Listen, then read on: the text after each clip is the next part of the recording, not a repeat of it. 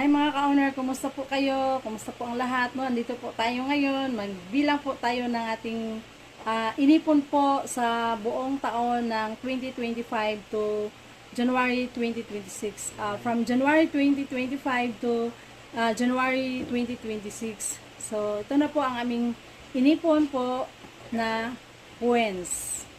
20 pesos po ang isang coins. Ay mga ka-owner, nandito po tayo ngayon. Magbukas na po tayo ng ating alkansya na tag 20 pesos. No, mula po ito sa January 2025 hanggang sa ngayong araw po, January 2026. So, isang taon ko po itong inipon mga ka-owner. Ayan po. So, yan. Start na po tayong magbilang ng ating alkansya. So, ayan po mga ka-owner. Intended po itong pag-iipon ko ay meron po kaming business na gagawin po, no? I hope na lalago po ang business na naisip namin. Ay, kapital po namin ito. Ayan.